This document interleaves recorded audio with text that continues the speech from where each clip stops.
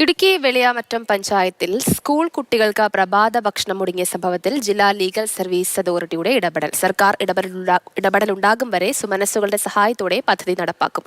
തിങ്കളാഴ്ച മുതൽ സ്കൂളിലെ 30 കുട്ടികൾക്ക് പ്രഭാത ഭക്ഷണം നൽകാൻ തുടങ്ങും.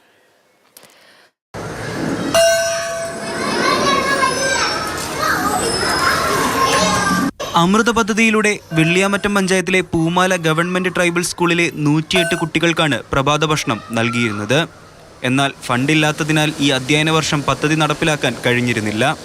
പ്രഭാത ഭക്ഷണം പോലും കഴിക്കാതെ കുട്ടികൾ സ്കൂളിലെത്താൻ തുടങ്ങിയതോടെയാണ് പ്രശ്നം വാർത്തയാകുന്നത്. ഇത് ശ്രദ്ധയിൽപ്പെട്ട ജില്ലാ ലീഗൽ സർവീസ് അതോറിറ്റി സെക്രട്ടറി നേരിട്ട് സ്കൂളിലെത്തി. ഒരു 30 രൂപയ്ക്ക് ഒരു ബ്രേക്ക്ഫാസ്റ്റ് സ്പോൺസർ ചെയ്യാൻ പറ്റുന്നവരെ വെച്ച് ക്രൗഡ് ഫണ്ടിങ് മുഖേന താൽക്കാലികമായിട്ട് ഇത് നടത്താനും അത് കഴിഞ്ഞ് ഫണ്ട് കിട്ടുന്ന ഉടക്ക് തന്നെ എല്ലാവർക്കും സാധാരണ പോലെ പോകാമെന്നുമാണ് ഇത് ചെയ്തേക്കുന്നത്. അപ്പം ഈ ഫണ്ടിലേക്ക് 15,000 രൂപ ഇനിഷ്യലായിട്ട് തന്ന ഗ്രാമീൺ ബാങ്ക് ഏതായാലും അവരുടെ പ്രവൃത്തി വളരെ സമയോചിതവും വളരെ ഇമ്മീഡിയറ്റ് ആയിട്ട് തന്നെ അവർ സ്റ്റെപ്സ് എടുത്തു. പ്രഭാത ഭക്ഷണത്തിന്റെ കാര്യത്തിൽ താൽക്കാലിക പരിഹാരമായെങ്കിലും യൂണിഫോമും ഗ്രാൻഡും സമയബന്ധിതമായി ലഭിക്കുന്നില്ലെന്ന പരാതിയിൽ അനിശ്ചിതത്വം തുടരുകയാണ്.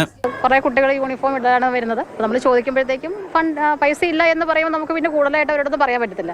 കഴിഞ്ഞ ദിവസം സംസാരിച്ചപ്പോഴും ടീച്ചറെ മേടിക്കാൻ പൈസ ഇല്ല എന്ന് പറയുമ്പോൾ നമുക്ക് എന്ത് ചെയ്യാൻ പറ്റും? അപ്പോൾ അത് അംഗീകരിച്ച് തന്നെ മുന്നോട്ട് പോകുന്നു. പട്ടികവർഗ വിദ്യാർത്ഥികളിലെ പോഷകാഹാരക്കുറവ് പരിഹരിക്കുക, വിദ്യാഭ്യാസ പിന്നോക്കാവസ്ഥ മറികടക്കുക തുടങ്ങി വിവിധ ലക്ഷ്യങ്ങളോടെയാണ് പദ്ധതിക്ക് തുടക്കമിട്ടത്.